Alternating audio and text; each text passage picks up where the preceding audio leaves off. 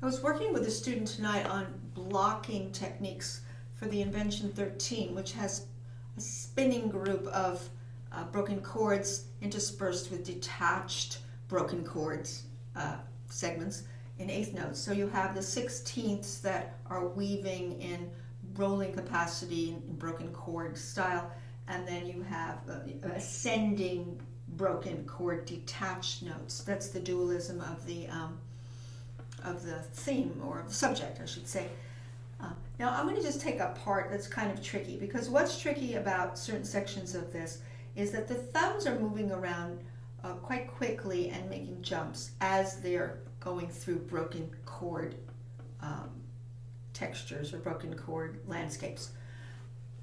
So here's an example in measure 9 of just what's written, and we'll see where the thumbs are moving, and then we'll make blocks. We'll formulate blocks that will help the student get the security of playing the correct notes and contouring the notes too, because you can't just get the correct notes. You have to know how you're grouping the notes, how you're using your wrist, how you're thinking of the notes in terms of overall groups. So in measure 9, if I just play and 10 and 11, a couple of these things, you'll see what it is we're going to end up blocking. So here's what we have. We have this.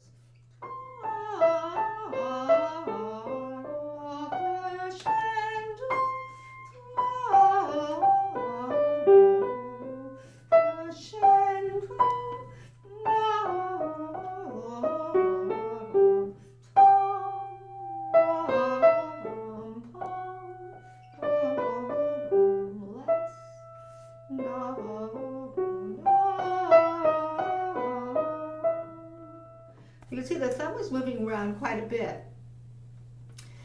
So we have to study where the thumb's going, and when the thumb moves, it's going to take a part of a chord with it, or a piece of a chord, or a third, or an interval with it. And here's what I mean. When we start measure 9, we can do this. We're in A minor. You can do this. That'd be like a second version of A minor.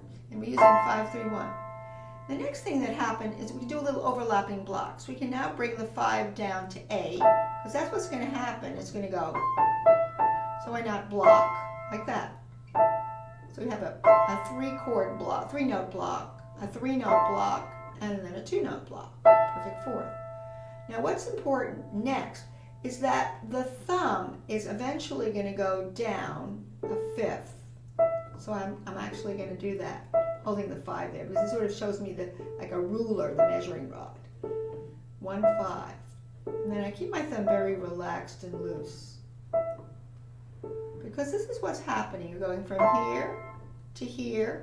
This is going down, and then you block above that A. You get a root position, double root, 4-note chord, A minor, tonic, root, 3rd, 5th root. So this is what happened. You have this, and then you're going all the way over to this. If you do some rhythms, you can actually see what's happening with the thumb. See, it has to come out really quickly to that 5th. Now what it does next, it goes under to D, under the 2 to the D. Perfect fourth. Sometimes I just do my thumb points. So first I have this, then I have this, and then I have that. That's where my thumb is actually going through that passage. And I make sure my hand's nice and relaxed. Just relax your hand, because when you add the chord above or the interval above the thumb, you don't want to be squeezing anything, or else you're going to defeat the idea of a very relaxed rolling motion through the figure. So again, this, perfect fourth, go down a 5th, and come up a 4th. Now this is easy because after the thumb goes up a 4th, it forms a D7 chord. This is a secondary dominant of G major. So that was a simple block. So you can see again, thumb goes down a 5th really quickly. And think about getting it under to the 4th, and then you're just going to roll through that. Of course, that's going to be staccato though, or it's going to be detached. And you don't want it to be linear. You want it to kind of roll like that, except that helps you not go pencil point up and down. It helps you go horizontal. If you think in the legato first, detach it, and there you've got it. You've got a nice shape to that. Now the next measure is a sequence of what we just did. Now, going into G major, now you have this, but you have to look at the fingering. It's a little different because now it's 4-2-1. Here it was 5-3-1, right, when you did the second inversion. Now you're in G major, you have 4-2-1, but you bring the 5 over, and now you have a perfect fourth here, but thumb's going to go down a fifth, just like it did before. And when it does that, it takes that chord spacing with it. Now if I did it this way, you'll see it easier. Right? So that's basically how my hand unfolded. Da da da, da da da da, da da da. Thumb goes down a fifth, and it's going to go up a fourth like it did before. Only it went A D. Now you're going G C. The sequence is one note down. So that's important to know here where my thumbs go. D, G, C, D. Very loose thumb. C. Take the chords with it. This, overlapping block, down a fifth, chord. And then up a fourth, and then root third, fifth, seventh. It's a C7 without and B flat. It's a pretty jazzy chord. The first chord was this before it, and it went to, okay? You can see how they're related, those measures. You can do, rhythms are always good after you do the blocks. You can do the legato here for, just to get this shape. A fourth. Now this is going to be different because now you have a diminished chord. I think we're going now to E minor because it seems like we would be. This is diminished. Then we have 4-2-1-2. That's a block in and of itself. The question is, what do we do now? I actually changed the fingering here to bring a 3 over to the F sharp. So I block like this.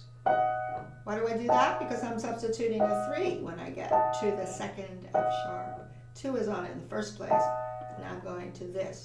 This is a more complicated block because it's going to involve more blocking. And then a fifth. But what happened to the thumb? It went down a major third. So this is a distinctly different blocking than we did in the previous two measures. So you have to analyze what you're blocking and what works. 2 is going to switch to 3. See, that's a minor third there. Then you have a perfect fifth. And then you're going to bring 4 over here, major third. And actually you can do this now, because that's what's going to unfold for your hand. And if you go this way, let's find all the thumb points. So we have D sharp, B, F sharp, D sharp, B, F sharp, D sharp. I always do things like, where are my thumb points? Because my thumb takes my hand wherever it goes. So, but you have to remember that you substituted a 3 here, so you can block that. You can also block the fifth here. And then you're going to go over to this and add this. It's a little more complicated, isn't it? But if you keep doing consistent good blocking, your hands will, the thumb will fall where it may, where it's supposed to. That's a tricky one. That 1-4 is hard to balance it. Balance it, center your 4.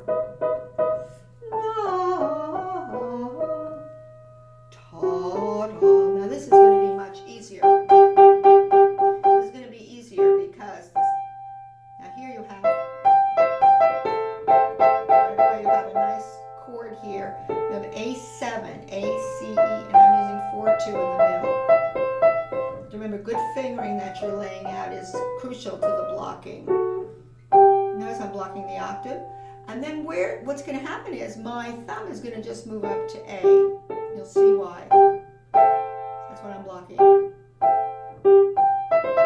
I went, all right, bum, ba, da, da, da, da. a sixth. Now you have a sixth, and I would use the 4-2 again. It fits the hand in relation to the left hand that's going to be doing 4-2. Sometimes fingerings are decided by what works between your hands. I originally had 3-2 here, and I realized that my other hand was at the same moment doing a contrary motion or mirrored 4-2, and it fit my hands perfectly to do 4-2, 4-2, like this. This really works between the hands. So sometimes you have to, fingering might work very nicely separately, and it doesn't work nicely together. So you have to consider that too. So I altered it to 4-2 and I blocked it. This moves down a step. And then what you have here, it's very easy. You just have 4-2 again, which is going to diminish chords. You can block like this. Block, block. Thumb's just going down a half step. And then you have the ninth. And as soon as you relax your hand, you can do a little blocking here. This is E minor. Me, re, mi, do, ti, re, mi, do, ti, re, mi, do. Okay? And then, da, da, da. So once you get that ninth, that rotational ninth, da, da, da, da, da, da, da, da, da, da, da, da. You summed it up as down a fifth, up a fourth, da, da, da, da, da, da, da, da, da. Up a fourth, da, da. This is trickier, lots of thumb shifts. Da, da, da. This is easier because it's sequential fingering, da, da, and sequential pattern. Da, da, da, da, da, da, da. The left hand, you can see under that, the left hand you can see an A7 chord, A, C, A minor 7. So that will just roll up. That's easy enough. D chord, the D major chord, and this actually is easy enough here because if you just block that in the second inversion, you will have alternating notes, at least up to there. But then the thumb is coming down a fifth as you continue that, so you practice that. And you might as well see what's under it, a fourth. Now you open up your hand to this. Basically 3 blocks there, 3 different blocks. This was a block. And then over here we have this. Actually, you do all of this. It's a block. All of this. Bring the thumb down a fifth. Take a fourth below it, and then that. So that's imprinted in your mind.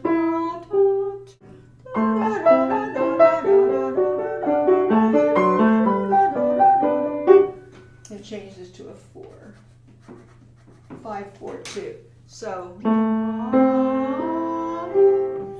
all of that, and then 1, 1, 1, 1, 5. I was saying 1, 1, 5 means thumb, thumb. Thumb goes to thumb. 5 notes. Then you have the first inversion, and then you weave your way back to this. And then you have da. And now the thumb again is coming down a fifth.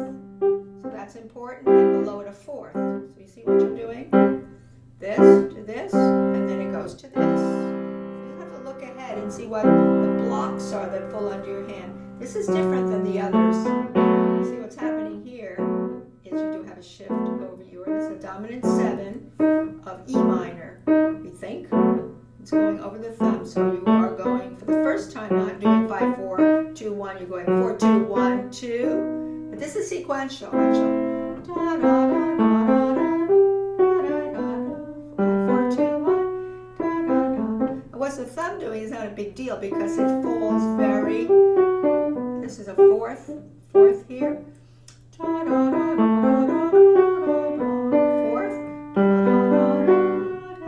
lots of tritone.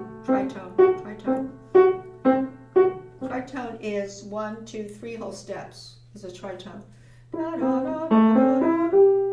This is a perfect fourth, first time. Block.